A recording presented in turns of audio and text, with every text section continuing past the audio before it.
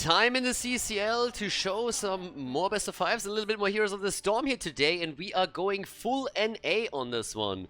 Well, not quite full NA, we have a little bit of a French influence over here too, but on the side of Wildheart Esports, our Heroes of the Storm team on the left, we have Unaverted on Tychus, we got Zergling on Urel, Funds on Deathwing, Buds on Malfurion, and Justin on his Pitkit account on Zul in our first game of the best of 5 series here at CCL Playday number 6. We are on Volskaya Foundry. And on the right side, talking about Heroes of the Storm teams, we got Cure on Malthael, Lutano on Vala, Masquerade on Leo, Killusion on Uther, and Hosty is playing Ana. So as you can see, at least from a compositions perspective, we're going full NA in this one. We got our, well, you can call it a double support or the main tank Uther, no matter what you want to call it. It is definitely more of a North American combo than anything you're going to see on the European side as we're heading into our first game of this Heroes of the Storm tournament. And of course, when we're looking towards Wildheart Esports, we have again this triple melee setup that they love to play, but they don't go for a real main tank in that sense, but they're playing with 3 pretty beefy side laners that fill that role as a total. So we'll see how all of this works out. Again, the quick reminder, a bit of a PSA, that this is all played out on the North American Heroes of the Storm server on NA Central to be exact. So for European and Korean players, that means that they play at a ping disadvantage. Nothing really that can be done about this. Also, all of the players that signed up for this event were fully aware of what would happen, especially since initially it was only planned as a North American event. With that being said, we have only one French player on the side of Simplicity that will experience those issues. Everybody else should be totally fine here. But it's going to be an interesting game, to say the least. Now, we are on the Hogger patch, of course, and he is allowed on the 6th Playday. We've already seen him played a bit, had quite an impact in those games. Medallion is finally gone, that was good news already. And game number 1 is underway as we are still eagerly awaiting if the teams are making a play for the support camp, and indeed they do. We have Wildheart Esports moving in early and trying to check this one out. Level 4 talents are soon going to drop. A little bit of a drain against Funds. Deathwing is losing quite a fair amount of hit points. Okay, no, the bigger they are in this game. Instead we're going for the stacking. So in the rhythm has just been picked up by Tychus, and they're also picking up the healing beacon. Same time that Vala goes straight into a multi-shot setup. Leo gets locked down quickly, and well, Masquerade is a bit low. Oh, gets his ass moving fired for just a moment, and then Unaverted comes through and tries to drop him, but can't really. Again, a very unlucky mount that he chose here. He's riding the yellow snowflake, so he is pretty much riding on a frozen piece of pea. Have you seen yellow snow? Have you seen yellow snow at any point? Yep.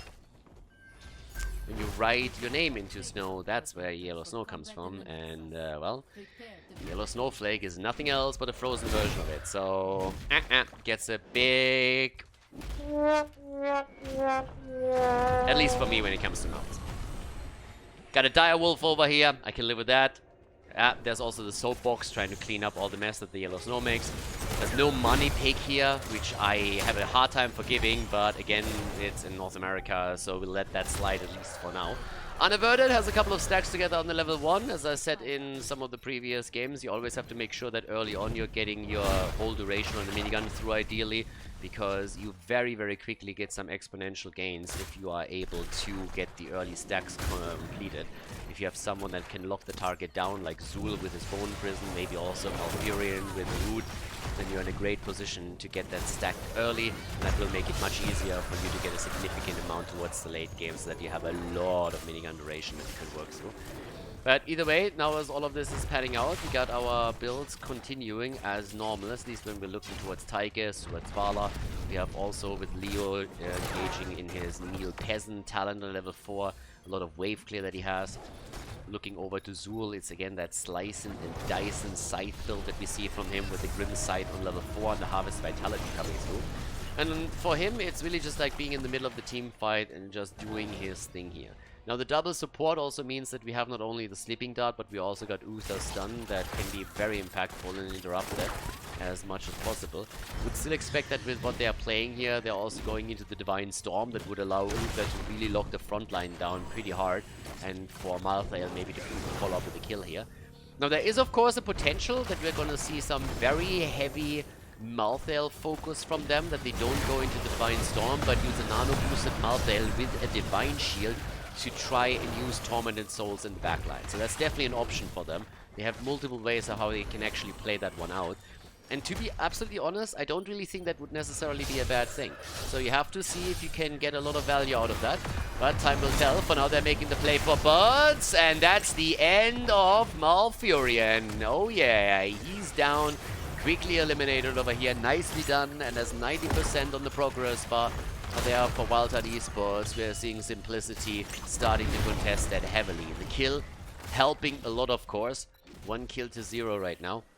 And we have by now also 21 stacks for Tychus. So again, this isn't insane yet, but it's already a good sign for him towards the later stages of the game. He should be able to get some significant amount of damage through with the minigun once that we're looking at those team fights over the second and third objective. As it happens, there's the healing beacon. Justin on Zul has to be cautious. And here comes Deathwing. The engage is ready. They're starting to chase them off. They're about to lock this one in.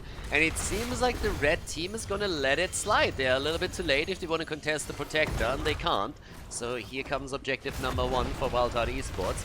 They might have lost the hero in the last engage, but now they're in a decent spot. Level 10 abilities should soon be ready. Cure gets chased by the Protector, and there's the level 10. Divine Shield is out, and there it is, as more or less expected. Tormented Souls, Divine Shield, and Nano Boost. They are really putting all of their eggs into the Malthael basket right now. For Vala, we could definitely see Strafe. Doesn't go for it though. Could have gone for Strafe considering the setup on the other side, but decides that she needs the additional lockdown, or at least wants it. I think for Lucano in this lineup, Strafe for the extra damage would have also been quite kind of neat. But let's see what exactly he can do with this. Maybe a little bit careful because of Urel here. Time will tell. They made the rotation at the bottom of the map. If you are watching a lot of Heroes of the Storm, you will know by now that the traditional rotation would have moved to the top and tried to take the fountain out. But they are preparing for objective number 3 instead of preparing for objective number 2 at this point. So the top lane fight will still be a fairly even one, despite the fact that the blue team's wall has already taken some damage. So there's still a chance for Wildheart Esports to maybe move in and take that fountain down. Even though they moved towards the bottom with the Protector itself. But as the fight over here continues, it's another healing beacon that they're fighting over.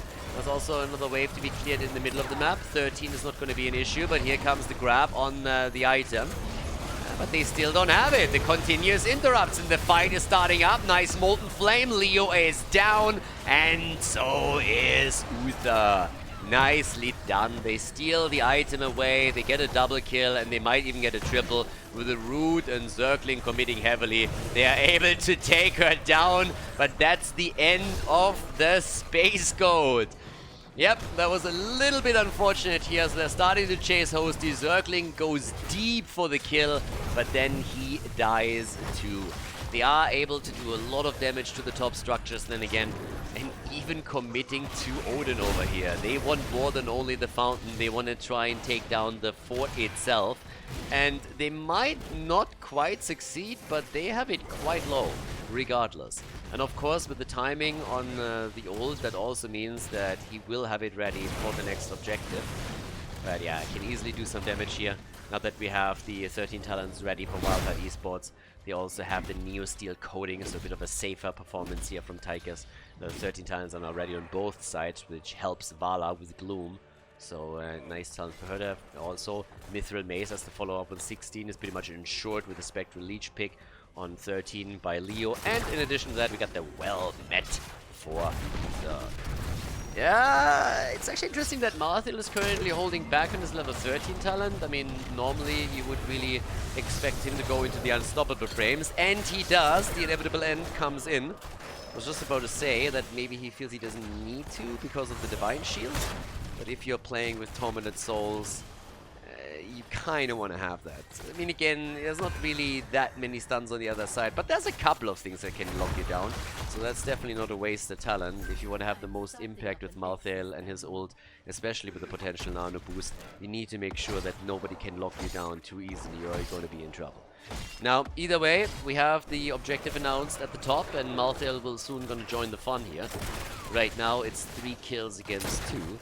And in the middle of the map, Cure is already rushing around with his little Halloween mount. And he really likes that thing. I mean, it's just Halloween mounts all year long, if I'm not mistaken, for him. Keep an eye, by the way, also on Tychus. I talked earlier about the impact that his early stacks will have on his progress, and I think that's already pretty transparent. He's looking at 50 stacks now, which is kind of neat, and this is all before the second objective is even being fought over. So once that he arrives at the top, he can start to do some work here. 25,000 damage for him at this point in time. We got Vala with a bit of work done in the wall, keeping also, of course, her stacks up.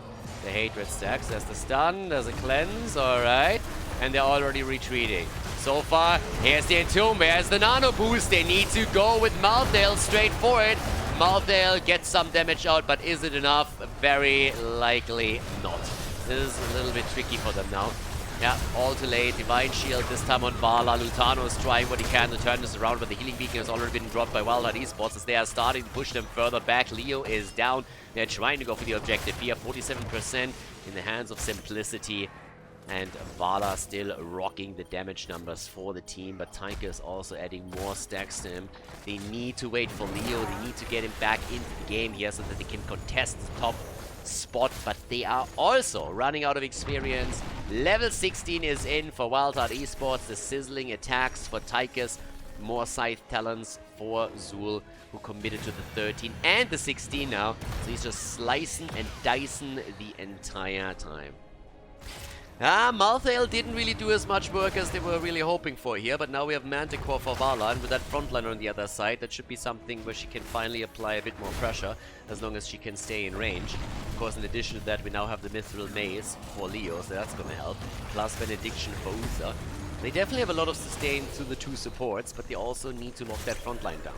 Got 16 talents on both sides. A little bit of a battle happening between the side laners. Cure is the one to try and get extra damage in. He's closing in on the completion of his level 4 quest talent, so that's also kind of neat. Moves into the middle of the map to push out another lane, but they really need him here topside. If they want to fight for this one, then they have to take the battle, but it seems like they're giving up on it. Cure is now making his way in. It's getting close. 85%. If they want to contest this, they have to move on to the point. And Masquerade is underway. Finally able to contest that. Crest is completed for Malthael. Good for him. Nice timing. So they are holding on to the spot as long as possible and trying to reclaim the position here. Here comes Zul though. Lutano is quite low. Has to be very careful, and they're getting pushed back once more. Problem is they don't have a fountain any longer. The fountain still exists for the blue team, and they're making the play for Malthael. Nano boost, and he's trying to do what he can here, but the Protector has already been claimed by Wildheart Esports. Deathwing is moving in, but that is the end of him. Deathwing committing Sudoku, moving straight into the fort and into the range of Lutano.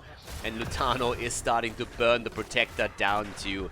Using all he can here, stutter stepping forward, even trying to lock Malfurion down with a quick ult, but he's not able to pull that one off.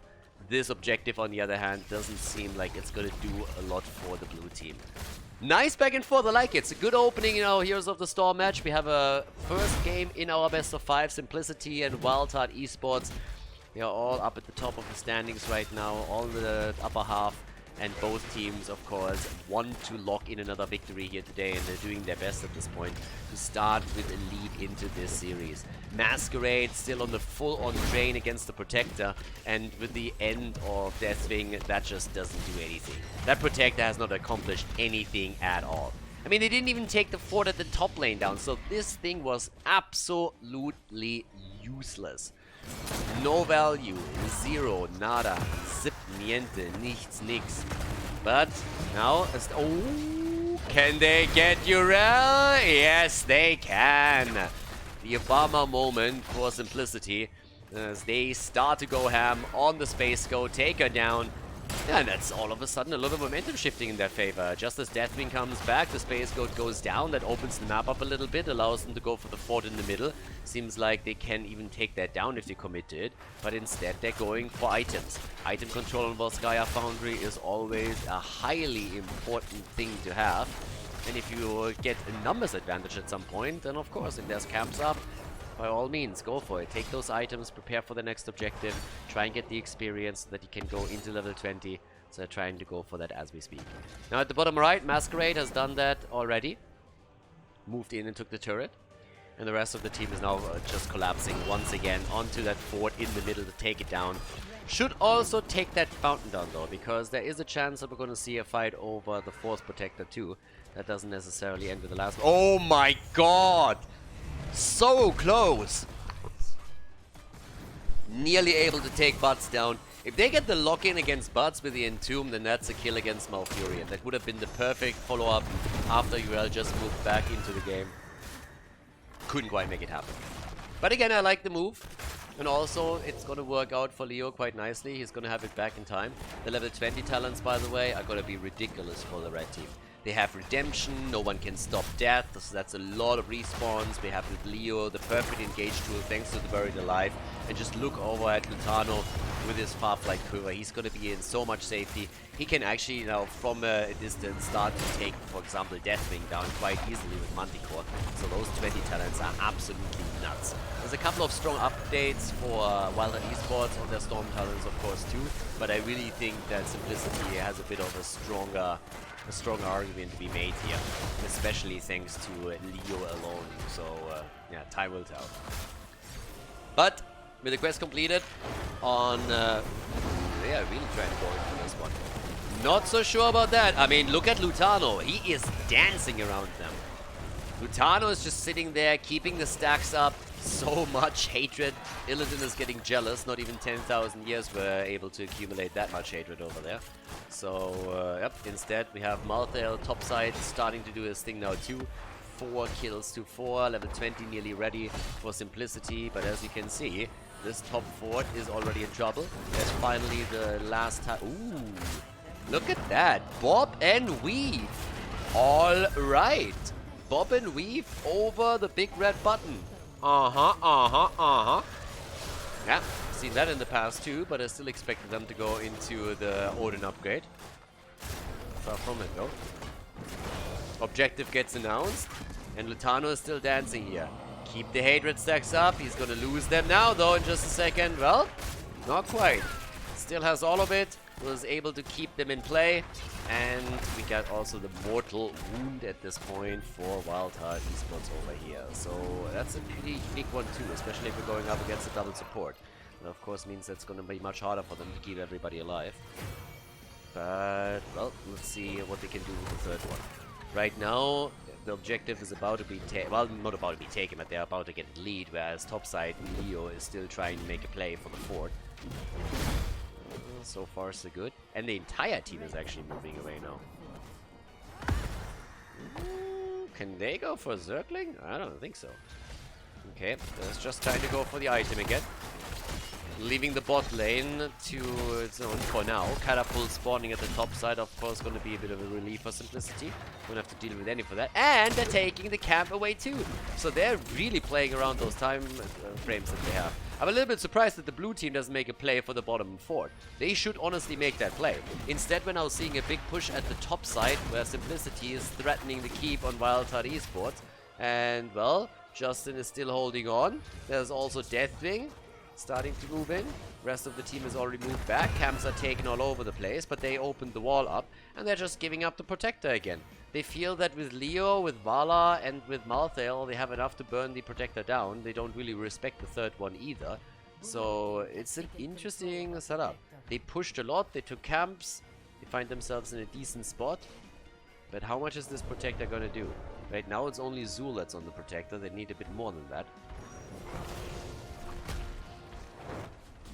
Yeah, and I guess... Alright, Deathwing in the... I never will understand how that exactly works. Can you imagine how that cockpit smells when you actually have Deathwing in there? Then you have Zul in there too. So you have like that rotten Necromancer that already could use a shower. And on top of that, Deathwing. So there's like sulfur and everything in that cockpit. I mean, I'm not surprised that Zul wanted to get out there. He's not really the best smelling dude either. But if Deathwing all of a sudden joins the fun and the entire cockpit is absolutely cramped, then yeah, you're gonna get out of there. Surprised me a little bit that Tychus wants a piece of the action and jumps in, but then again the guy has a helmet, so I suppose that helmet has some kind of filtration system. Either way, they finally start to make a play with that thing. But Lutano is burning it down. Once again, he has the range now, he has the damage, and he's taking this thing out as quickly as he can. That Protector, again, did barely do anything. And trying to get a bit more with Cure as he gets the Nano Boost. He gets the Nano Boost just as his ult is over, and the Divine Shield barely saves his ass as he gets focused. Talking about getting focused, Funz is not having a lot of fun whenever Vala is getting those right clicks connected. I mean, he's honestly gonna be quite annoyed throughout this game. Look at the damage output that Vala has by now. She's at 87,000, and that's mainly just because we're seeing her homing in on the front line, especially Deathwing, using Manticore to just burn the target away. And that Dragon is just sitting there saying like, screw that shit. Somehow save me, please. Because that cowgirl is murdering me. Talking about murdering things, Uther is down, but he still has redemption, so there's that. Now they're going for Urel. Space Go doesn't want to have anything to do with Vala either, and Vala says like, ooh, a dragon. And comes immediately in with a couple of more right clicks. Zergling is about to go down. They can take Malthael apart, but no one can stop Death, and he's back to business. The Space Goat is not going to have that opportunity. And Litani is just sitting there, and gets one hit connected after another. Absolutely shitting on them. If they can't lock Lutano down, then he is going to crush this entire team. He got all of them low. If you allow Vala to just attack you like that, she is gonna murder you. There's two supports to keep her alive, Masquerade to stop them at the front, and Malthael to draw some of the attention too. But Vala is by now by far the biggest threat. She's at 105,000 damage. Tychus is trying to keep up. He's at 63. That isn't bad, and he's at nearly 100 stacks, which would be another 3 seconds for him, but oh well. Lutano is the big problem now. And they are, of course, going to try to drop him. But with 2 supports behind him and the Divine Shield being back up on Uther, that's not going to be easy by any means. So as long as Lutano is playing the safe, also has still Gloom available, it's going to be very, very tough to go up against this. Wildheart Esports, they need a few kills, they need to break through this somehow, and so far they haven't really found the angle. They are ahead in kills, but they're losing the map, as you can see. Minimap is being painted red as Simplicity is looking for the victory in this first game of their series. They're doing what they can here. Mana comes in again. Zergling is there already. Okay. Using the unstoppable frames already as is. But the pressure is on. Pressure is on, and Lutano's just dancing around. Yeah, it's all about the Bone Prison, honestly. If they can use that, would be neat, but Collusion is always close by, and he can drop that Divine Shield if needed. We're now on level 24 already for Simplicity, and Malthael is splitting away from the team time and time again in an attempt to give them the extra camp. And that's exactly what he's doing. Leo in the middle of the map, on the other hand, he's of course going to try and push this out too. Yeah, gets that done. Up towards the top. Yeah, so far Lutano, he's just controlling the lane. The objective is up at this point. And I kind of want to highlight again that Wildheart Esports has not won a single objective. They haven't taken one. Not one. Didn't really do anything for Wildheart Esports when they got it, but still worthy pointing out. Now, this time the situation looks a little bit better, also because they still have a fort in the middle and they also have a fountain. So they can always just fall back, pre-tap, or just regenerate some hit points and mana during the team fight. Urel comes in again, they're going for Uther, drops the item right away, gets out, and doesn't even have to use the Divine Shield. Everybody's a bit low though. And there's the kill against Ana. Malfurion is dead as well, exchange and supports. Leo is also dead. Masquerade, he's trying to come back here, but they just lost 2. So great position for Wildheart Esports. I told you they need to break through the defense a bit, and they just did. So, nicely done. The Zergling and Funds, they're already sitting tight here. It's 8 kills to 6 by now. And with another objective, 23 minutes into the game, they could finally do some damage. There is just no way that a 23-minute Protector doesn't do anything for them. Not even with the lineup that is being played by Simplicity here. So, yep, for now, a bit of damage against Cure again. Collusion is sitting tight. Masquerade is about to respawn. Has his ult up. Just saying. Has his ult up, but they're staying far away from the ghost. So spooky as Leoric is, there's no problem for them right now. And let's go. Keep gets attacked, by the way, and that catapult locked onto the keep, so that's gonna do some serious work. Someone has to rotate up there. I mean, either it's gonna be Deathwing or it has to be Zul, but they are losing way too many hit points on that bad boy. And nobody cares about it. They just don't give a shit about the keep. I'm not so sure about this. There's the Protector now too. Things are getting a bit dicey for Wildheart Esports. The Entomb misses, and that's good news. That Buried Alive could have been the last thing that he looks at. Catapult topside might now finally be taken down by the minion wave, but that keep has taken way too much damage. And with the Protector, they can definitely take this one. They haven't lost anybody yet here in that fight. They're shifting the players in the Protector around a little bit. But that's an opportunity to take the keep and maybe a bit more. First one that they're taking. First Protector that was won by Simplicity. And they're moving into the middle. They're not even trying to go through the top. Just letting those top lane catapults do the work here. Okay. Bit of damage is being done. Can they do more though? With 24 minutes in, someone needs to start to take a couple of these keeps down. I mean, you want to really get ahead here with this one. So, alright. Off we go. We got Leo now pushing out the top lane a little bit more. They're really just poking. It's kind of amazing how little the Protectors do. No team has really committed to an attack with a Protector once they had it. 8 kills to 6. Bot lane is also on the march forward. And that catapult again is going to do some damage. Top keep has now finally been eliminated. So that's already a good start. Let's see if they can do the same thing in the middle. Taking another keep down would of course be fantastic right now. We have now continuous catapult pressure to the top lane. And thanks to this fort, which pretty much has no hit points left, we're going to see continuous catapults against 0 resistance from the blue team side. So Wildheart Esports finds themselves more and more pushed into a corner, trying to come out and land a lucky punch here. But it hasn't really happened yet. They got 2 kills earlier. That didn't really amount to much. Now we have Vala again dancing around Tigers. Hello, unaverted, careful. Forces Zul to get his ult out too. And Lutano is still totally fine. Beautiful Entomb. And that's the end of Tigers, and it might just be the end of Zul too. He makes it out. And then it's Malthael who drops him. Vala wasn't able to do it. Malthael followed up. That's 2 heroes eliminated. Bot lane, a lot of damage done by the catapult on the keep. They can take every single keep and maybe core. If they can't take the core, then at least they need to be able to take these keeps now. So they're starting to move in, as you can see here. But all of the keeps are low and they can be dropped. With Zul and Tigers both out, there is absolutely no way to hold on to those if they want to commit to it. But instead they're trying to make the play for the core. Now if that works, fantastic. If it backfires, they might regret not trying to eliminate the key structures here. Because that catapult pressure would have been worth a lot. 18 seconds until Tigers is back. They're trying. Mid lane. Getting pressured. No catapults on it just yet, but they can still poke a little bit. There's the Buried Alive, and the Space Goat is down again. Vala has 150,000 damage by now. Deathwing goes down too. The shield is dead. 5-man wipe. This is game. Simplicity. They take the 1-0 against Wildheart Esports. Well done, GG. Well played as the red team takes the lead in the best of 5 series. Before we head into game number 2, make sure that you subscribe to the channel if you haven't done it yet so you don't miss out on any future content here on Khaldor TV.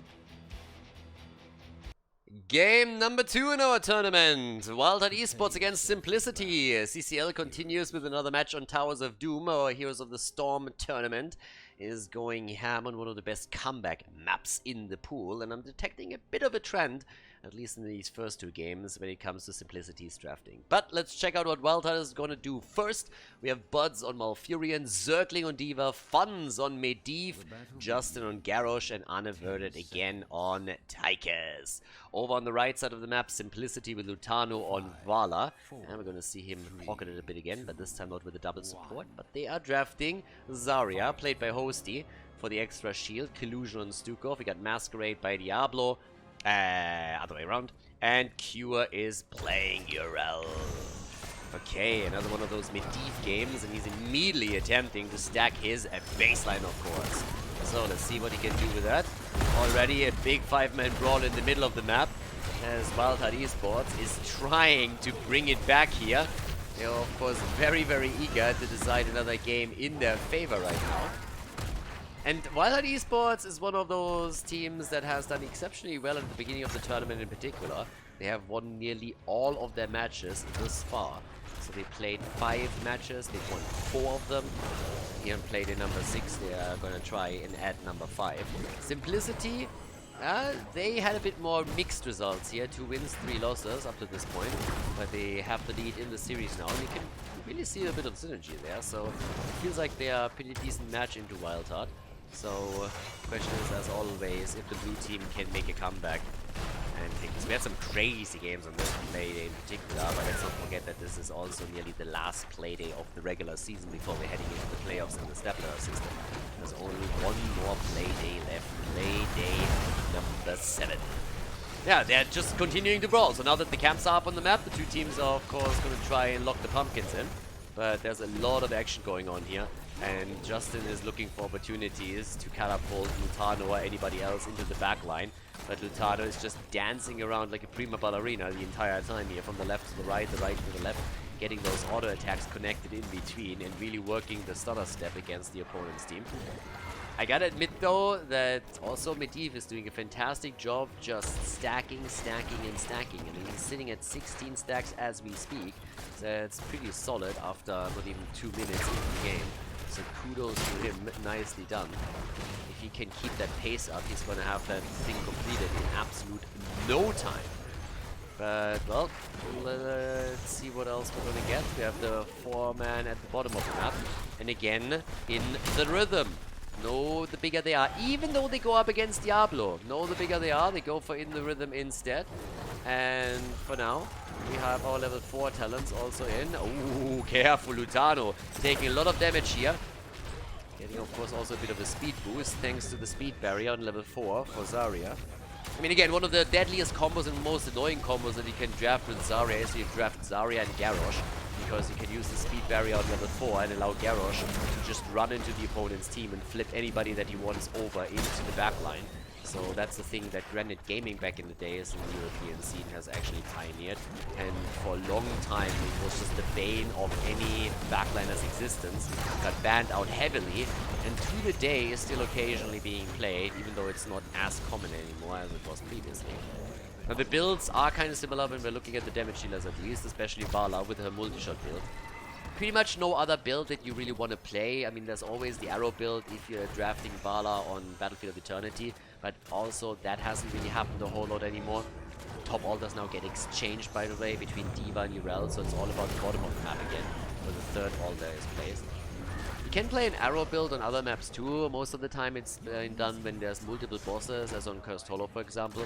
Even in that case, you'll more often see a multi-shot build than anything else, but of course, with bosses on the map, Monster Hunter gets extra value and allows you to just control camps very, very easily. So it depends a little bit on personal preference and also what kind of style you're trying to draft with the team. But the most common build is definitely the multi-shot setup that we're seeing from Lutano in this game and that we saw in the last, with the autofocus then, the auto attack focus on level 16 and level 20. Because pretty much Brawler has a lot of flexible talent. As long as you stay away from Creed of the Hunter, which is the noob trap on the level 4, you are good to go. So that's pretty much the only clear rule on the hero. But, well, as it stands, we got level 7 talents in for the red team and the blue team, so they got an advantage now. And, well, they might be... Ah, there it is. The kill against the support. They take Stukov down. Nicely done. Level 7 kicks in for Simplicity, but it's a bit late. So now the 3 versus 4 is starting to turn heavily against the red team. And that's the end of Zarya. Nicely done. A nice kill set up here by Justin as he moved in and gets another flip. So they take Zarya down, and that allows Buds now finally to get the channel completed. And, well, it's about time because he's running out of mana. Couldn't really have sustained this much longer. We have 35 stacks for funds, so that's great. Medivh is very soon going to complete this. Needs to be super careful now. I mean, the worst case scenario would be him dying now. Can you imagine being at 36 stacks and then just getting dropped and losing all of it? Very likely that's not going to be the case. He's currently pretty decent here. He even steal the opponent's camp away and cement that advantage a little bit more that they have. It's not a huge lead on the objective or anything, but they are now a level ahead, and that can always translate into the early level 10. And they can try and make a pressure play for the bot lane, maybe even lock a kill in. And Medivh is still seeing if he can maybe complete this a little bit quicker here. So yeah, he's going in for it. Gets the quest completed. Nicely done. Good job. And now he can play much, much safer at this point. So yeah, really neat for him. Play a little bit safer on all of this, and we'll see if he can maybe then also in the late game provide them with these portals into the back line to lock in a few more kills. Alright, it's time to party. Look at Wildheart Esports. As I said, they got a level lead and they have the level 10. So now that's the opportunity where you can start to use your rogue abilities to push. They could even commit to an early Odin. Yeah, and they do, because they know that they have the window of opportunity here. So they commit to Odin, they lock everything in, they got the ley line, they even got the Twilight Dream. And that's an easy conversion on the bell tower. And all of this is just happening at perfect timing. I mean, it doesn't get much better than this. Just look at it. All those are activating in 18 seconds. You have the bell tower conversion. So unless Simplicity is able to get a kill now, this is going to be quite scary. And here's the bomb. Saving D.Va. Not really doing a lot of damage, but that wasn't even needed. They're flipping dibbles. There's the taunt. That's the end of the front line. And they have 2 altars on the map. That's 10 shots fired if they get both of them. And I just don't see a reason why they wouldn't be able to channel the 2. So that's 5 shots fired already. They can rotate down, channel another. And I think half of the team will move towards the bell tower and ensure that it's not retaken immediately. So it's Medivh who's sitting at the bottom of the map again, getting another altar channel through. And that will drop Simplicity down to 22 points. So shots are fired, bam, and that's 10 points off, which also of course now means that with the level 10 that we see for the red team, they now need to make some plays. Because they're nearly 2 levels behind right now. They're losing a lot of momentum here. And D.Va, little Bumblebee skin, alright, that's a dead pilot. Hell yeah.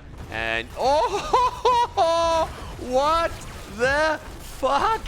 How? Justin, you god! What a save! Unbelievable save here by Garrosh. That was frame perfect nearly. Wow! D.Va had no right to live there. Check this out again. They lock there down, they go for the mech, and then you have the save. That's a tank play right here. That's a difference that a tank can make. 57 hit points, even with the heal that we saw there. Extremely well done. And that keeps them... I don't want to say that keeps them in play. I mean, of course, they're still heavily ahead, but they could have lost the momentum here if D.Va goes down. And it's an opportunity for Simplicity to take some infrastructure and space on the map. But not so fast. Garrosh had other plans, and he just said, nope, not happening. So came in and did the job there.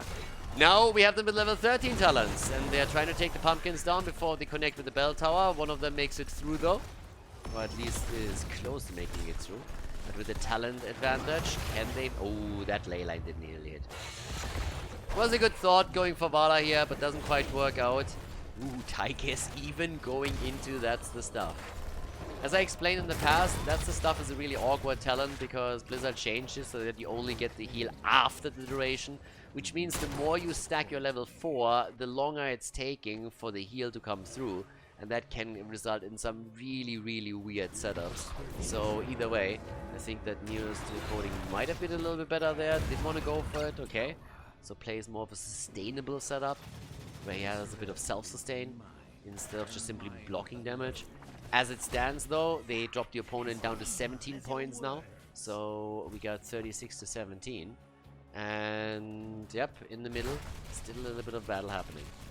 Now That's the Stuff is really weird. I mean, back in the days it was really the best combo that you could go for with the level 4 talent. I feel that right now it's not a good pick, so I'm a bit surprised that Unaverted went for it.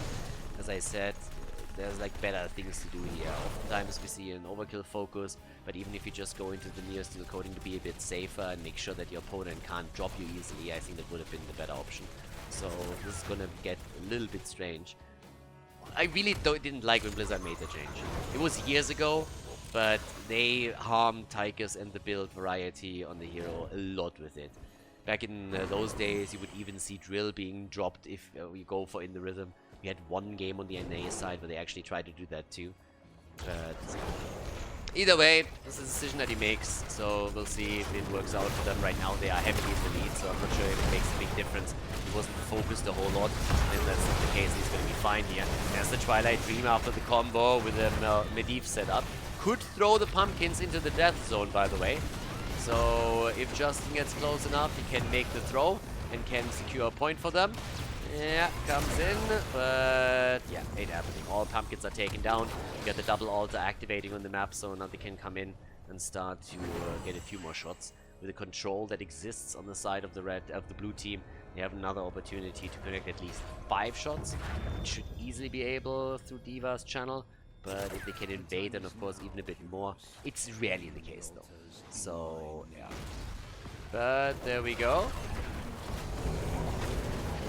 Let's have a little bit of a look. Here come 3 shots fired. That's all that they get. And let's see what else they can do here. They go for circling. Alright. And the channel at the top left. I'm actually a bit surprised that Simplicity is really committing to this.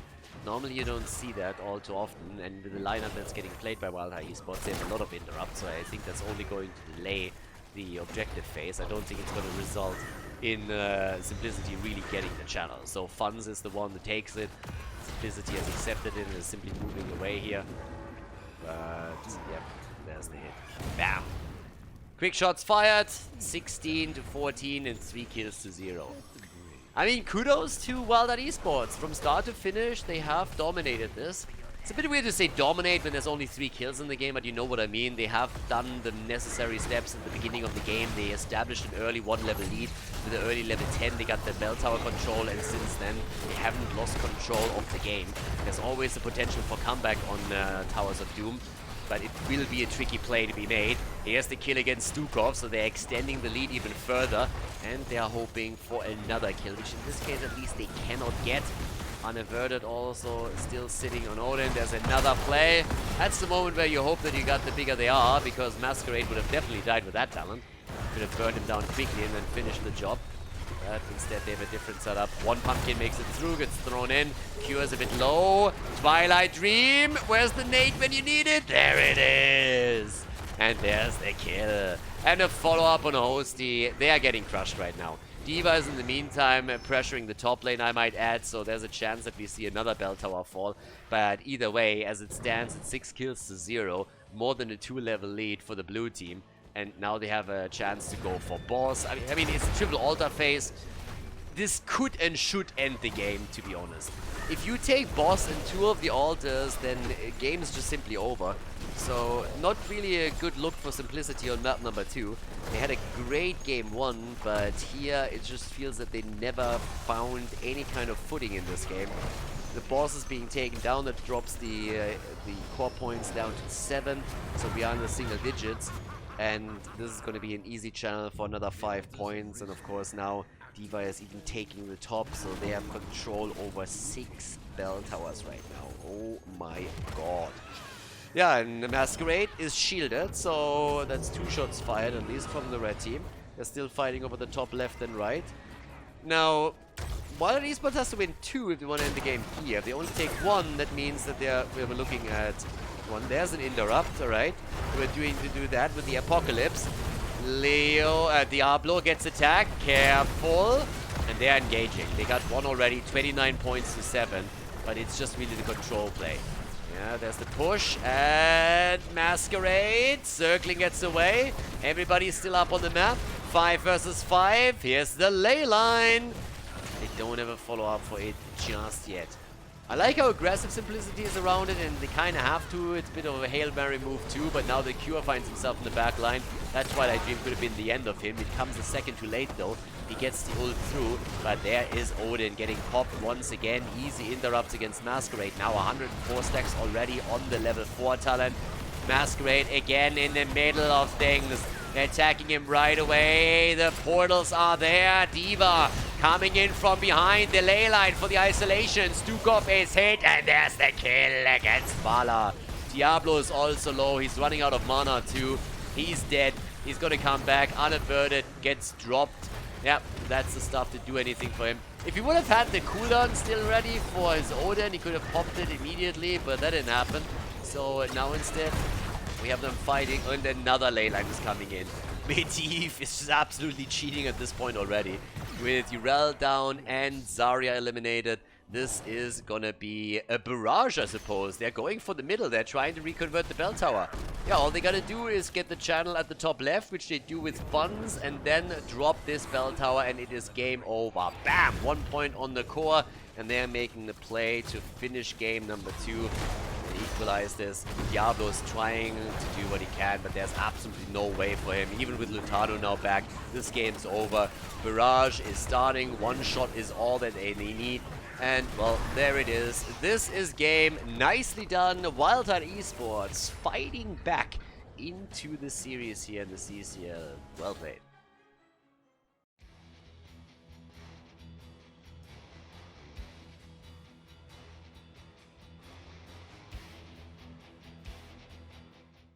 Game number 3, we are on Tomb of the Garden Curse. Let's go. Also known as Garden of Terror, pretty much an objective where Blizzard decided, how can we make this exciting, new, and innovative? And they decided to mix the objective of Cursed Hollow and Tomb of the Spider Queen. So right now we are on the set map. Big map, by the way. Lots of camps here too. It's Pogga time, by the way. Funds on Tigers for the blue team as the series is tied. We got Unaverted on Sylvanas, Buds on Stukov, Zergling on Diva, and Justin on the main tank Blaze variation with the new habits on level 1. Simplicity is playing this with Collusion on Brightwing in this third game of the best of 5. Masquerade again playing Zarya.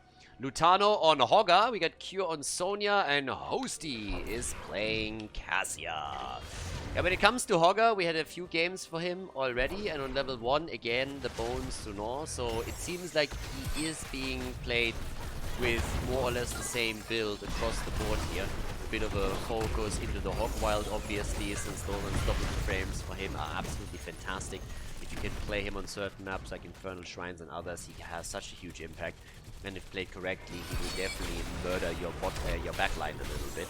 Just having that opportunity to have the Unstoppable alone is already huge for him, so definitely a big deal. Either way, for Sonya, we have, as has been pretty much common in the last couple of weeks, the focus onto the slam build. That variation with Zarya is something that they've now done for the second time in a row, by the way. So we'll see if that works out. Zarya is, of course, always fantastic if you want to have a strong 4-man, a strong 3-man too.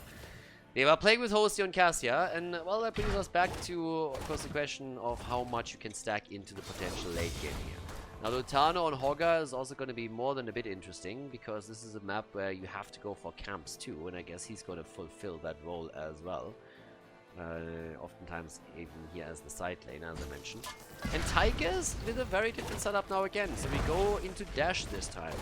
As a little bit wild. I mean, we have pretty much established builds on Tigers already, but Wildheart Esports wouldn't be Wildheart Esports if they didn't throw a couple of curveballs and play things a little bit different.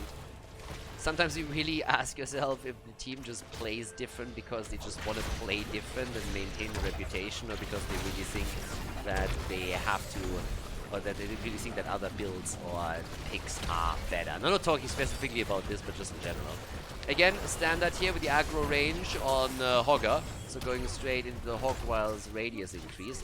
That's something that, again, we've seen now pretty much across the board in every single game where the hero has been played.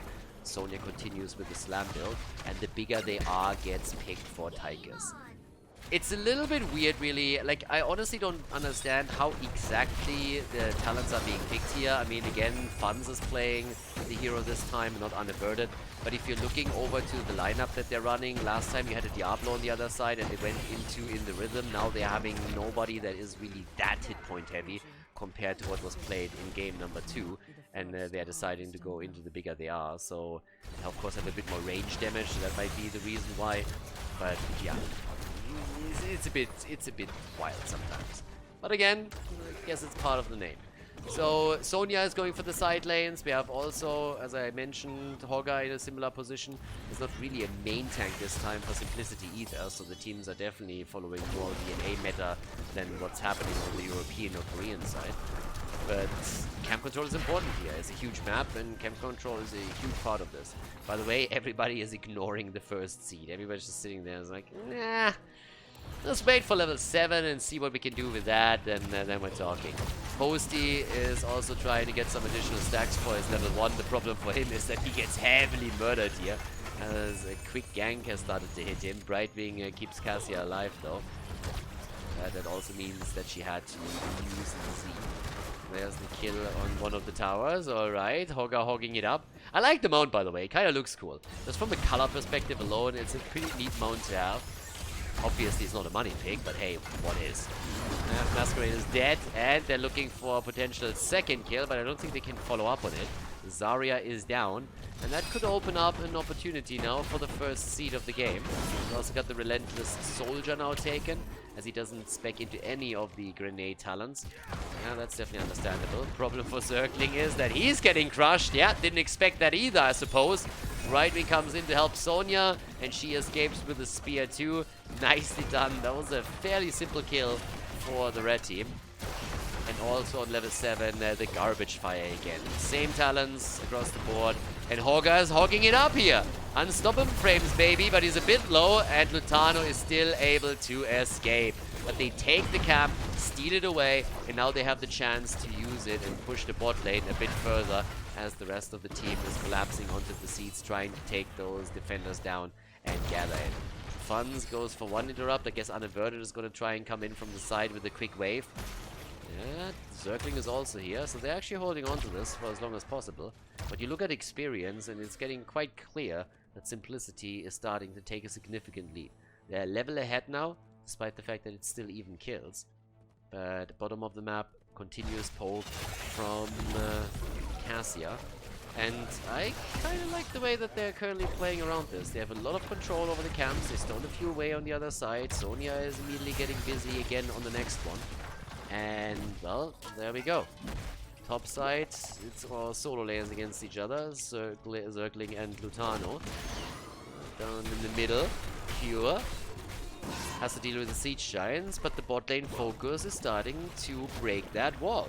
They're starting to take this, and you got Masquerade there, who has the shield ready the entire time. There's good poke coming from the Particle Grenade, and in addition to that is, of course, Cassia herself, who adds to the damage. The early level 10 definitely doesn't make their setup any weaker, so that's great for them.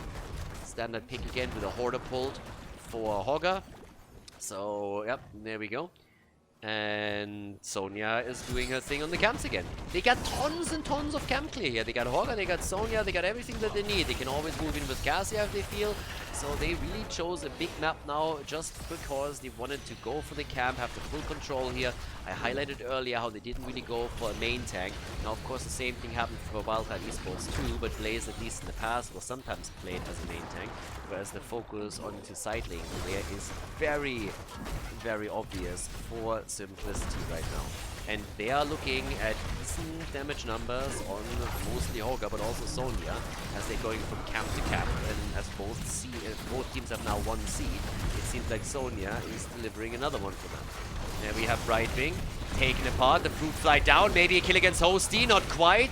Lutano is going straight in for a couple of Hogger moves here, but he can't take them down. 20,000 damage for Cassia. 11 to 11, 2 kills to 1. Series is tied. This is the moment where one of the teams is going to take the lead. So all the way up at the top, Cure in the one-on-one situation. Still continuing his play. Yeah, so far so good. And at the bottom of the map, there is still a little bit more pressure against the structures. And of course, thanks to the Sylvana setup that they're running, they should be able to take the fort down. Yeah, with the one kill that they got and everything else that they're pushing in right now, this is going to be an easy one for them, so it's up for the taking. They collapse onto it. Top side, they're trying to counter and get some, counter pressure going and take this one. They can't really, but maybe the kill against D.Va would help. And they're really going for Zergling, aren't they? It's going to be a kill for sure. But are they going to get punished for it? That's the bigger question. And so far it doesn't seem to be the case. Instead they're going to get the fort. Bot lane is completely under the control of the blue team now though. Since we have Wildheart going for the Siege Giant camp. They also took another seed, so it's a 2-1 lead on seeds at least. That they're running now. So, well, good for them. Bit of a push against the keep itself. And, well, they are racing, baby! It's a race! They are racing for keeps, and that might be an even exchange. The question is one of them going for core? It's 13 against 12, 2 kills against 2. Sylvanas usually enhances these pushes. That's 3 of them pushing, obviously. There's a defense sitting there. 4 pushing at the top against 2 defending. In the middle of the map, Lutano is sitting tight. He did a bit of damage too. Bottom keep is about to fall. I guess we're going to see the same at the top. Yes, there it is. Down already. That's not the only thing that falls. D.Va is also dead. And bot lane keeps have fallen, of course, too. So all of a sudden, they accelerated the entire game by taking those lanes down. They're having an attempt at stealing that away. Yep, Lutano's having a little bit of fun over here, but it's not enough to take the camp. And the blue team players starting to move over towards the mercenary camp. They might not get it at all. Might be stolen away here. They were trying to go for the steal, but now they have to face the music over here. And I guess the Siege Giant camp is going to be claimed. Yeah, there it is. Thank you for doing all the hard work. We're going and leave now. Thank you very fucking much. So now that we have level 13 talents on both sides, we also have to take another closer look at the stacks for Cassia in particular. She's at 45. We also have at level 13 another, as usual, Hawkwild the Dust Devil is in this time, so gaining the extra armor here. And it's super important, more survivability for our bad boy Tasmanian Devil as he's starting to spin to win. 3 kills to 2 now overall. Damage output 24,000. 20,000 for Tigers. Yeah, it's a wild one. It's always kind of funny when you're seeing these exchanges and structures and teams pushing, and it's a little bit a game of chicken. At some point, it isn't really advantageous for you to move back and defend. It's much better if you just do damage on the other side of the map. But once that you're starting to go for keep and core, it's of course also a question of which team thinks that they are fast enough to maybe end the game in their favor. And a core defense is always easier than a keep defense. Always takes a little bit more time too. So once again, we have a play for the seed. Everybody is starting to come into it, and it's 2 seats against 2, so this one is going to call down the first Garden Terrors on the map. Yep, and here comes the action. Lutano sitting in the back, trying to do his thing. Yep, hogging it up, and getting some extra damage in against Zergling now as well, so D.Va might fall once more. The bunker is still ready. Alright, there's the explosion, but they're retaking the space immediately, and the bunker is down. Polymorph is in, there's the hit, they go for Sylvanas, and they drop her. Nicely done, good Valkyrie move from Cassia, and it's the end of Blaze. We are gonna see some Web Weavers, Garden Terrors, for the red team, and they have a level 16 talent advantage too. This one is gonna hurt, especially if they get D.Va now again. And Zergling is in trouble, and he gets out. Oh, no! Ah, maybe not. He's not the only one that dies. They're going for Tigers, and they drop him too. That's a nightmare now. That is an absolute nightmare. Yeah. This is a push through the bot lane right now. 1-4 down, mid lane, Keep is about to get attacked. And here we go. More kills potentially. Unaverted, he makes it out. But they are getting murdered at this point. 5 versus 3. They're losing the fort at the bottom. The Keep in the middle is going to get dropped. No matter what happens from here on out. That is a lot of value already through the first wave. Now, they have always the chance to do a bit more. But keep in mind, this is the second Keep that falls. And that kill, if they get it, Tigers, he's gonna be low, and he's dead. Tigers is down. They might be able to go for core. They might just be able to go for core. Cure! Nope, he's dead, and that is gonna put an end to this. But, well, there's a little bit of pressure at the bottom of the map still, so this is all gonna fall. If they can rotate over and take the last Keep, then it's... honestly, it's just gonna be a matter of time when Wildheart Esports falls. Unless, of course, they somehow set a 5-man wipe up or something.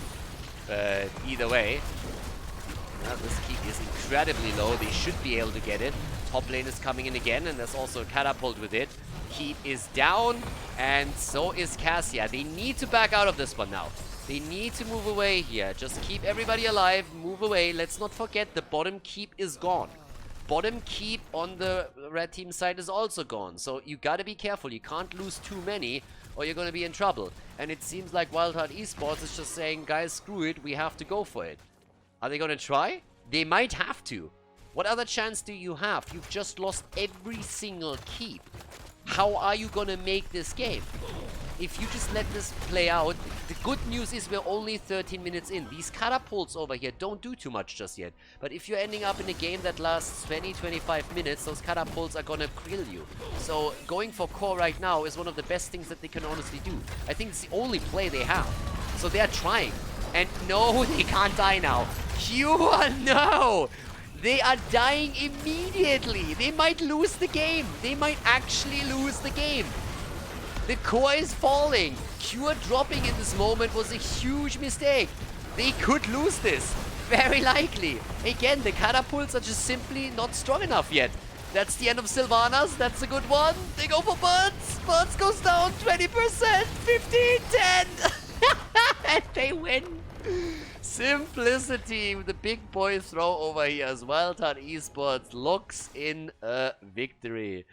Yeah, nicely done. It was the only play that they had. They went for it. Simplicity, didn't defend properly, lost a few too many at the attack on the left side of the map. And yeah, that's game. GG, Wildheart Esports with the 2-1 lead in the best of 5.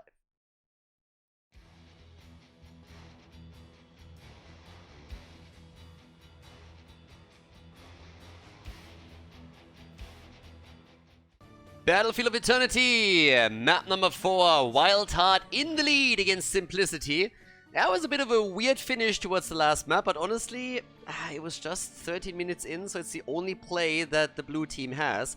And Simplicity should have been aware of it and been a little bit more careful with their defense. They didn't set it up properly. And they lost Sonya way too early, so huge problem. Also retreating a bit earlier might have been the better play there. Either way, as is, we have Wildheart in the lead on Battlefield. Justin on Stukov, switching it up a bit with Zergling on Arthas, Funds on Alarak, Buds on Oriel, and Unaverted on Sylvanas. Roll swap into Stukov main tank. Whereas on the right side of the map, Simplicity starts with Collusion on Deckard Cain, Cure on Cassia, Lutano again on Pogga. We got Masquerade on Rexa, and Lulcio played by Hosty. Okay, let's have a look at this. Ooh, trade build as well with Eternal Hunger. Still a talent that to the day makes me angry at Blizzard for a very simple reason. I mean, mostly you see it played for mana management, obviously. But one of the things that I really dislike is that the talent is so unbelievably useless when you're trying to go for a full-on trade build. And Blizzard, all they had to do is, you don't have to really redesign the entire talent. I mean, you can do that too.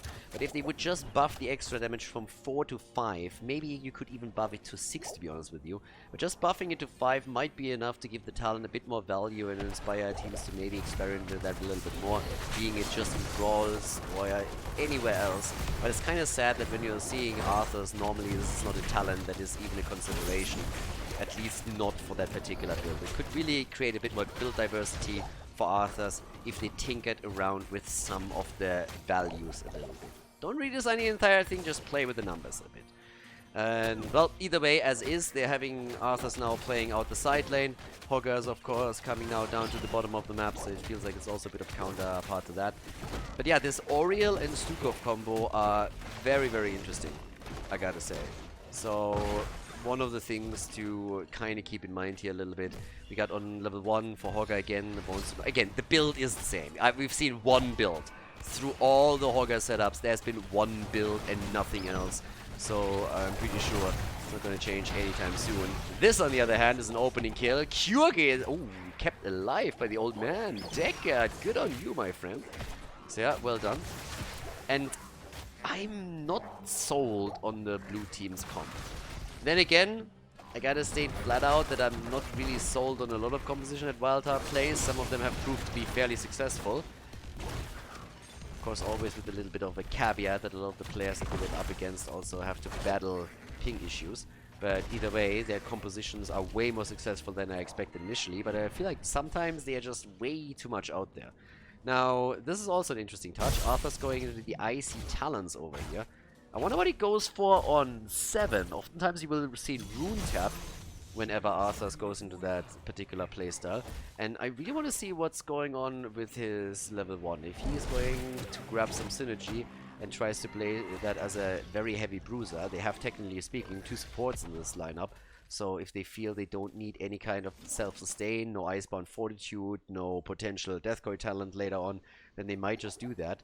which would, again, also make my point once more that tinkering with the numbers a little bit might be a cool thing. Either way, now that Alarak is also in, is of course going to go for a bit more sadism, so we have at least through those two some frontline pressure and damage. Hogger is now still playing the 1 versus 1 against Arthur's out, and so far our little prince had some problems over here. As at the bottom of the map, the 4-man process between the two is still going on, and it's kind of funny to see that nobody cares about the objective. Nobody gives a shit. Instead, Hosty is low when we have Misha taken down too. But up at the top there we have it. Lutano still playing this one. Alright, so unaverted, try to pressure. They got Sylvanas. With Sylvanas, if you can set the push up, why wouldn't you, right? So they're always going to try and do that. Quest is nearly completed for Arthur's at the top, so he only needs 1 more stack, and that's going to be it.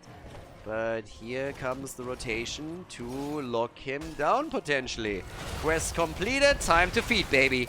Well, I guess it's not that bad, but Zergling goes down regardless. So, yep, just as he completes it, 3:45 in, he goes down. Bot lane, then again, still getting pressured. That's where we have all those plays with Sylvanas. Pressure, pressure, pressure, pressure. 6 days to Sunday, just go for it. Same time now, Cure, careful. They want to go for another kill, they're trying to go for funds. And instead they focus on Oriel just a second later and drop her. Now Justin is also in trouble. Stukov is on the run, but Misha doesn't have the stun ready, so they can't go for it. And there it is, Rune Tap. As already suggested, we have a very different build for Arthur's. After the Icy Talents goes for Rune Tap. Lutano with a bit more spin to win action right here. 4 stacks on the level 4 for Rexa, so he's trying to get some additional globes together. Always difficult on Battlefield of Eternity, unless of course you're reliably winning the objective, then you get the extra globes. And that makes it much easier. With 3 kills to 0, Simplicity is doing very well. And, well, Hogger is just hogging it up on the objective. Just bouncing, bouncing, bouncing. Gets a little bit whipped and locked down. That might just be the end of him. Lutano is in so much trouble, but he is able to escape. Misha is down once more. They're really, yeah, they're taking Misha down whenever they can. I mean, totally dropping the little bear. But Sylvanas, she's trying to reduce the shield. Rexa, hello! And that's a kill! Nice! Rexa down, well done. Still the attempt to go for the objective. Lutano spins in and out. Having the unstoppable frames is just so good for him here. But Sylvanas is just poking and poking and poking, and now she gets some assistance from Stukov, who uses that big arm to go for some big slaps over here. Slaps the Immortal around, and they're about to lock it in. They might just win it. It looked fantastic for Simplicity the entire time, but now they're losing out on it. They're trying to finally focus back on the Immortal damage, and it's gonna be close. Who's taking it? They are focusing hard. 88! 88 hit points for Wildheart Esports. They might lose funds. He goes down, loses all of the sadism, but they win the Immortal. 88 points as it goes down. Wow. 1 level lead for Simplicity, and if I'm on the red team, I'm a little pissed right now. That could have been their Immortal. And they could have had a huge shield with it too, but everything turns against them there towards the end. Now the kill against Alarak makes up for it a little bit. Dropping the sadism is always kind of nice. And they should have an easy time defending against the Immortal now too, because they're just coming in and taking this one easily here. So, well, as it stands, they go for a play against Oriel, but she's able to get out. Lulcio is also a bit low, and I gotta admit that I didn't really think they would do this much damage to the fort. They nearly dropped the entire thing. Arthur's is dead though. Level 10 helps with this a lot, so they got their heroic abilities. But look at this fort, considering that this was an 88 HP shield. Not bad. Not even a little bit. Rotation down to the bottom of the map in the attempt to make the play now. And take maybe the bot lane down even further. The wall has already been destroyed. So now you have a chance to break through the tower and do a bit more work. Top side, Lutano, he's able to get himself a quick camp. Should be able to escape here as well. Yep, quick bounce, and that's it. Yeah, if you're a good pool player, you are a good Pogger player. That's pretty much already a given. So yeah, it's all about the angles, baby. It's a little bit similar with Hanzo, I suppose, and some of the arrows that you can shoot out, but it's not quite the same here. So always a question of if you can hit the pocket or not. But now we got 5 kills to 1. There's the level 10 finally. We got the Aegis in. Got the slaps in for Stukov. Oh yeah, baby. And on top of that, the Counter-Strike. But I'm more interested... Okay, it's the Army of the Dead. It's always kind of cool when you see Syndragosa, but let's face it, not really the best pick out there, so... Next Immortal is being announced. The level 10 ability didn't give a huge lead over to Simplicity. They had the opportunity to take Arthas and they took it. But now we have them fighting for another Immortal. And, well, Arthas is trying to stack the damage a little bit with the 17 stacks that he has on his level 1. So, of course, way too early for him to really drop some serious numbers in. Alarak is sitting at 17,000. Sylvanas at 18k. Nobody really compares to Cassia at this point, who has an easy 30,000 that he brings, that she brings to the table. But as the Immortal spawns, this is now an opportunity to gain some momentum after all. And they already got Hosty on. Q is starting to poke. And I'm a little bit disappointed Q didn't go into stacks, by the way. I mean, if you ever watched his stream, he's a huge fan of scaling. And if he goes into Cassia stacking, then he is scaling into that late game like crazy. He'd be scaling 6 days to Sunday. So it's a bit of a lost opportunity. And just for the memes, I would have expected him to go for it. But the charged strikes just give him a bit more value in these fights. Either way, there's again the attack from the blue team too, as they are making their plays. Or at least looking for them. If they can lock someone down with Arthas and Alarak, then a Stukov follow-up would be fantastic. And that's going to be more dangerous after his 13 talent, so whew. Yeah, I didn't even think about this. But if you get that setup, you have Arthas with a Howling Blast, Stukov with his own lockdown through the Violent Reaction, and then Alarak on top of that, that is some serious CC. That's really where an immediate sound barrier is needed. So we'll see once the 13 talents are in. For now though, here's the bounce. They get some damage in. Q are in trouble. But Killusion, every time Killusion as he's ready, helping the teammates out. Zergling also used his own ult. And the ghouls are already gone. Nearly level 13 advantage for Simplicity, and that is going to help them to lock that Immortal, or at least win the halftime show. It should. Zergling, also low, talking about low. Here comes Lutano, and they take him down. Arthas is dead. Good night, sweet prince. He's eliminated, and they are hoping for another kill, but it doesn't seem like they can get it. The old man! Oh ho ho! Nice reaction. The Aegis gets used, and Justin also walked away from it. It was a good thought there. They really wanted to lock them down to get a few more kills, but they just couldn't.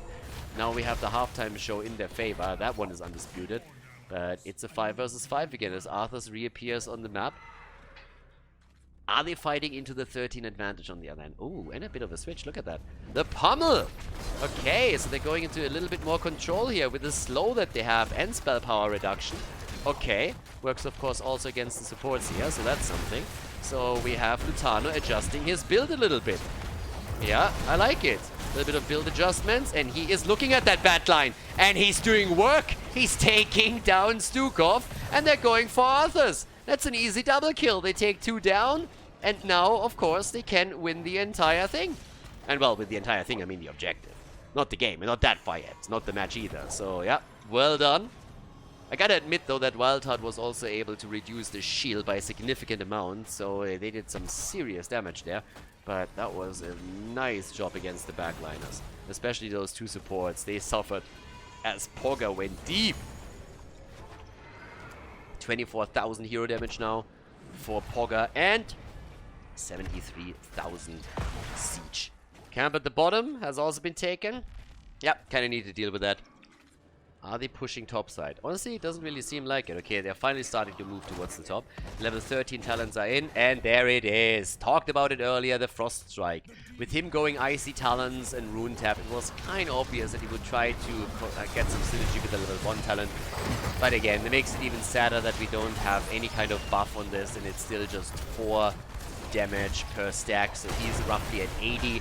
which is not really enough to make it a great build. I don't think that he's going to end up with serious damage towards the late game. At this point, it just seems that they're going to have trouble as is. Here comes another big setup. This time, Deckard Cain is able to slow them down completely. That's the end of Stukov again. They're going for Arthur. He's going to fall. It's a question of time. Well, they might let him escape in favor of dropping the keep, or at least breaking through the wall here. But Arthur is still very much so isolated and zoned out from the rest of the team. And Zergling just doesn't have any escape tools. That's a big problem that you have with Arthurs in the first place. Engage and disengage. So Arthurs goes down, and that is now death number 5. They are bullying him. They're really bullying him. Arthur's down for the 5th time in this game. And I said it just as we started the game that I really feel that Wildheart Esports just went a little bit too deep into the meme pool with the lineup that they're running here. So, at least for now, Simplicity, they are the ones starting to do all the work here. And things are looking fairly good for them. They can now drop the fort at the bottom, or at least do some serious work. The fort at the top lane has fallen. They have a level 16 talent advantage, which is also huge. Going into the headbanger once again. But the Feigned Death, both forts are down. And, yep, Hogger is starting to go full POC at the top. Starting to take another one down. Easy one for him. Can take the camp, can even time it. They're going for their own Shaman camp on the right side of the map too.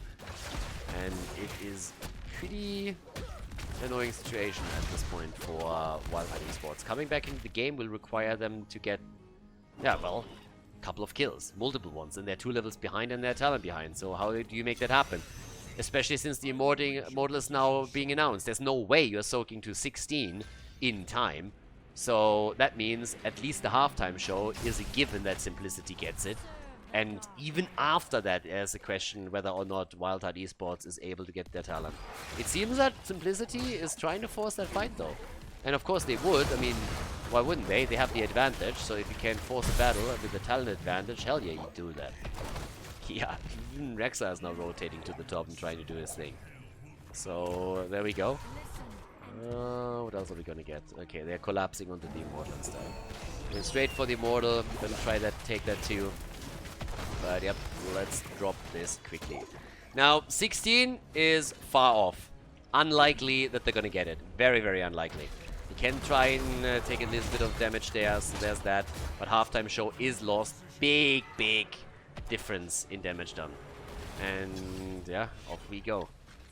Let's also take another look at the numbers here. Especially Cassia with her 59,000 damage.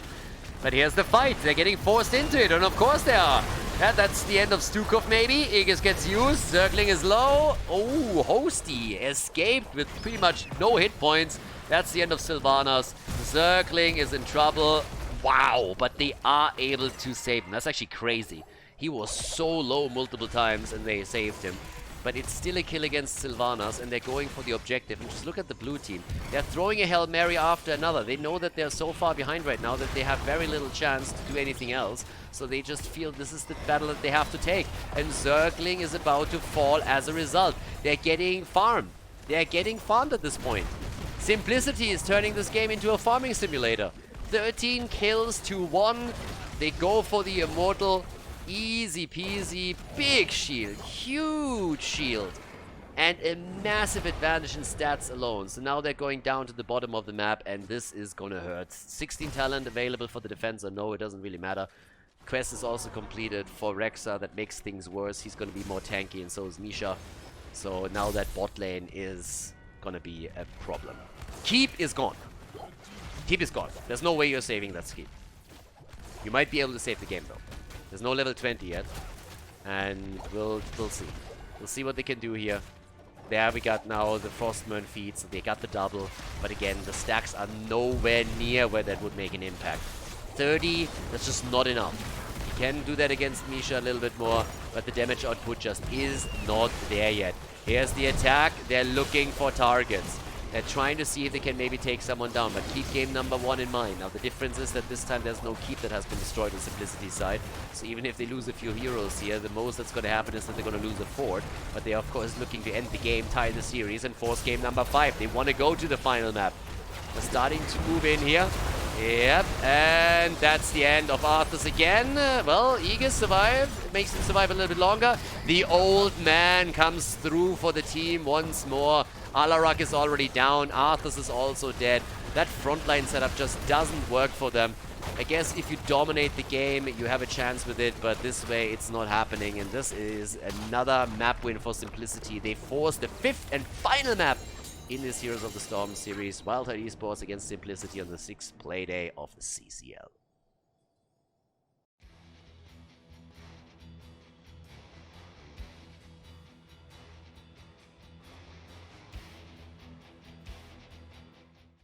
Game number 5. Yep.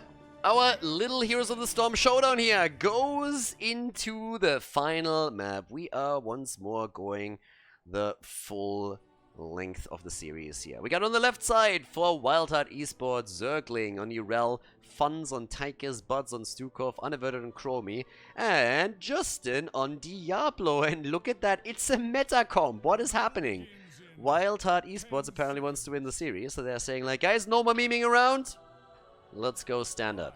Right side of the map, Simplicity with Cure on Sonya. We got Collusion on Alexstrasza, Lutano on Vala, Masquerade on Leo, and Hosty is playing Oriel.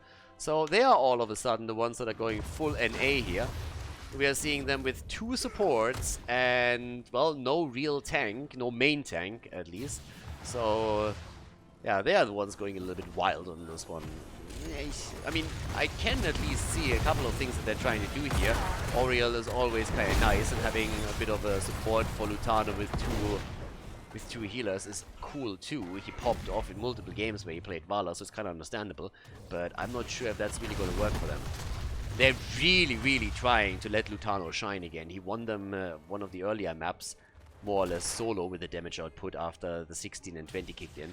But if he can do that again here on this map, that's of course a very different question. So consider me intrigued, because there is a lot of good tools for Wildheart Esports to decide this one in their favor. Infernal Shrines is the last map on this, and yeah, we're gonna find out. Game number 5. And well, as we're heading in, also a quick shout out to all of the supporters that help to keep the esports coverage in Heroes of the Storm and the channel here alive. Again, it's guys like you that are supporting the channel that makes it possible for me to run stuff like Meta Madness, and also to keep the coverage on YouTube and everywhere else. So thank you very much for the support. If you tried or wanted to support the channel in the past, you can check that out, patreon.com/Khaldor. Thank you very much for everybody that is already helping out there.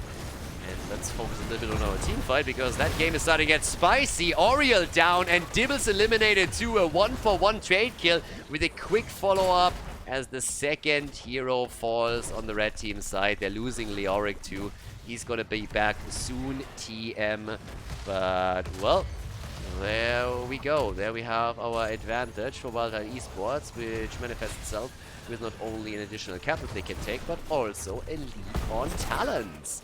Yep, bit of experience lead, bit of earlier talent, and that is the opportunity to bring this game, or push this game a little bit further. Now level 4 talents have once again revealed the In the Rhythm for Funds. They had multiple players play Tychus during this series so far with different builds and approaches. But it seems like Funds is still currently sticking to his guns. Okay, that one was pretty bad. Yeah. It's true though! But either way, that jokes aside, we now have the camps taken, so it's all time for the Shaman camp and the first shrine that is about to be activating here. Zergling is running in on the money pick, and Leo is activating his trade at the bot lane. Successfully, I might add, so yeah, good for him. 3 kills to 1, and it's party time at the top apparently. Lutano getting all the support from Hosty over here, so yeah. Okay, either way, now that we have the objective up, it seems like Cure is going to be the first one to start things off, but the top fight is still centering more around the camp than anything else. I'm a little bit surprised that Lutano and his team are not really going for the objective yet. You're running an Alexstrasza, you got a Dragon Queen, boys, you know that, right? So yeah, there's the move finally. Need to go for that. Yep, here we go. So, Cure gets attacked here. They're trying to go for the lockdown. Dragon Queen early, very early. Killusion, 8 stacks in all. Oh my god, Killusion. Hello, team. And there it is. That was... Nope. Yeah, that was a big nope right there. So, huge problem. Alexstrasza is down. 0 value. They're going for Cure. He's trying to escape. Can he? Not happening. He's dead as well. 5 kills to 1. And with that, we have level 7 talents on both sides. But, of course, the blue team, they take the first objective. Yeah, that's a Punisher moving through the middle. That's a Frozen Punisher, so that is gonna do a whole lot of damage, very likely. You have to bait it over the wall. Don't really see a problem there. Lutano is the one that helps provide vision for the Punisher, who immediately triggers the jump. But Frozen Punishers are absolutely insane, and that's why they're even diving behind the fort here. The wall will fall. They're doing some more damage here. Interestingly enough, that didn't connect, so good for them. We have also Proby by now with the slowing sands as she's playing this out. Seen actually a little bit more temporal loop now too, that the medallion is gone, so that's good. And yep, we'll move down to the bottom with another approach for Masquerade. Yeah, but Leo this time is able to do the raid. No problem for him. But 5 kills to 1 and a nearly level lead, so I gotta say, this is getting a bit dicey for Simplicity.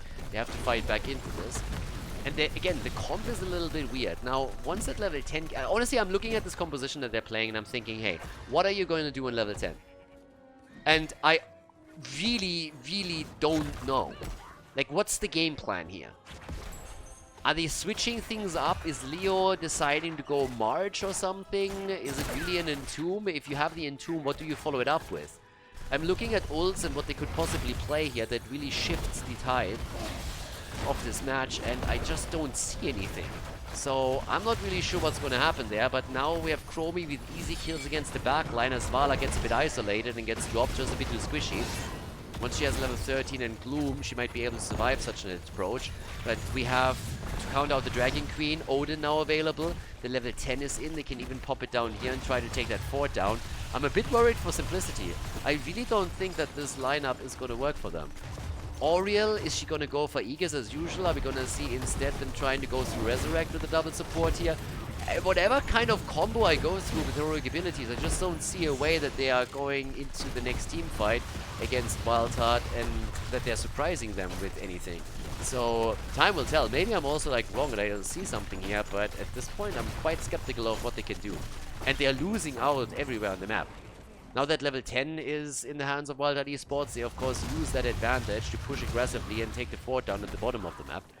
But yeah, there's Chromie with the timeout, so that helps her with survivability.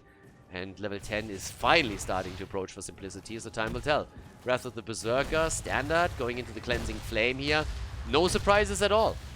I mean, it's standard talents that are getting taken by Simplicity now, and I just don't see it. Like, I really don't see it. The double support alone, is that going to be the thing that decides this in your favor? I'm skeptical. The Entomb is always nice. I mean, you can follow up with the Rain of Vengeance, but there's nothing where I'm looking at them like, oh my god, I now see what they're doing. Like, all of this is pretty much standard. You know that you have to be careful of Leo's Entomb. You know the follow-up that is potentially there from someone like Alex, Sonya, Vala. But I don't see anything where Wildheart Esports is looking at the composition and the combos and says like, oh my god, how we're going to deal with this. And Simplicity is the team that really needs kills. They need to bring themselves into the game. But, okay. We'll see what they can do. Objective is going to spawn another 3 seconds, and maybe even an early lead here would be kind of nice. So, well, here we go. The moment of truth a little bit. Now, Urel is still at the top, but they are, of course, hoping also for level 13 talents, so that would be the dream if Wildheart comes into this. But they're already engaging into the fight. There's an Apo combo, nicely played by Justin. Aegis keeps her alive, but for how long? Cure is alive, and Cure is dead. Or about to be dead. Alexstrasza? Not even that. Nope. So, Stukov goes down. There's at least a counter kill. But Odin is still active. They are firing away here. Urel is still doing well. And it's a 4 versus 4 now. Now, that might just be what wins Simplicity of the fight, because without a support it's always difficult to fight any battle, any sustained battle. The level 13 talent give them a power spike, might just set up for this. It's still kind of close. Top lane, since Urel moved in late, the top lane is pushing very aggressively with the Shaman. The tower at least homed in on it, so that one's gonna fall soon. Justin alive, but for how long? Masquerade, the slow, and there's the kill. Dibbles will be back, but they got the kill. Problem is that the blue team still locked in the Punisher. Circling, he's hopping out. Nice, beautiful kill. Masquerade with a fantastic kill. Urel would have gotten away there for sure. Alexstrasza goes down, but that was just a work of art from Masquerade. The jump over the wall, the Entomb connects, and that ensures the drain duration and allows them to get it. We're going to take another look at that in a second, but let's focus on the push at the bottom of the map first, where the blue team is now trying to get value with the Punisher push. They already dropped the fort earlier, so now they're making a play for keep. But that was, wow. Honestly, sexy play by Masquerade. Really, really well done. 8 kills to 4, so there's a bit of momentum thanks to the rogue abilities that Simplicity was able to pick up. It's doubtful that the blue team is able to take the keep down. They don't have to take the entire thing down, just damaging it to an extent is already enough. But yeah, let's take another quick look at that kill. I mean, that is just one for, honestly, this is one for the gallery right there. Look at this. The drain is in, Urel barely makes it out, tries to get out, and then the drain gets ensured by the Entomb, allows him to get the kill in. Really well played. Yeah, that was fantastic, but it doesn't really change the fact that we have Wildheart Esports still fairly ahead. And to be fair, if he doesn't get the Urel kill in, can you imagine how much stronger this push at the bot lane would have been? That would have taken down the keep. So that Leo move not only got them a kill, but it also ensured that the keep is now still in play. So that is worth a lot. Still tricky to defend the mid lane now. So as they are starting to attack here comes the play for the Fountain. Fountain is already gone. Next objective spawns mid lane, so that's a problem. And they're looking for kill. Oh yes, that's the end of Leo. No, Aegis saves him. Nice. Oh, the Entomb! And Alexstrasza gets the kill in. But they are losing two. They're losing Sonya. They're losing Leo. 1 for 2 trade. Still a nice move. But yeah, they are losing just a little bit too much here. And now the mid lane is open for more pressure, which technically could result in the fort falling. Yeah, I like it. It's actually kind of nice to see Wildheart Esports playing a normal composition for once, and they're doing well with that. I always wonder if they would do better with just normal meta compositions, or if their style is just really what gives them success. I guess initially it's really teams that have to adjust to what's being done, but I would just love for them to play an entire series and just go full meta. It's a little bit of a weird request, because usually you kind of like when someone is playing something that is a bit more out of the norm. But yeah, just from a success rate, I would really like to see.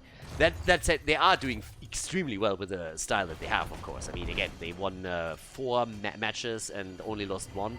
And they are actually on their way to win another match, as you can see here. They have taken the lead in this 5th map. But the game isn't over yet, and comebacks are definitely possible. Keep Simplicity's position in mind. Simplicity was so far ahead on Tomb of the Spider Garden that they nearly won it. If they would have taken that map, this series would have been over a long, long time ago. So if you're Simplicity, you're probably a little bit tilted that you gave that map away. If you win Garden of Terror, this series is won a long time ago. But now we have level 16 talents, finally, for Simplicity. That gives us also the Mithril Mace. Vala has Manticore, and that's going to put an enormous amount of pressure onto Diablo. She's the one that has to pressure Diablo now.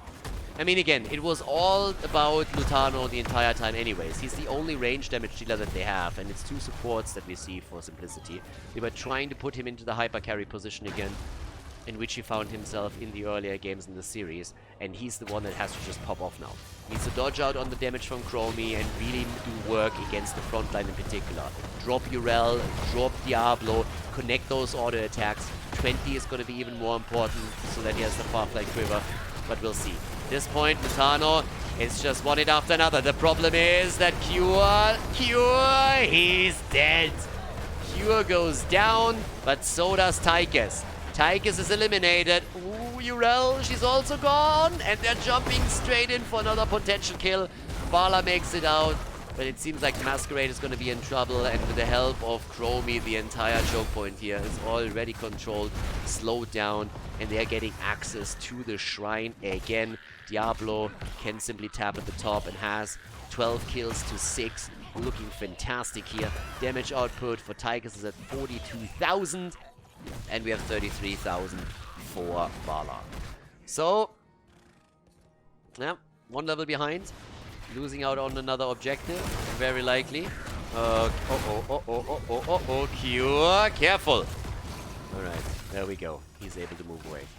We had a bit of a shift, by the way, in talents. I was talking about the build that Funds used on Tigers previously, and he went into, not in the rhythm, sorry, the other one. I'm blanking on the name, the 13. He went into the 13 for the health regeneration, which is of course a pretty trashy talent.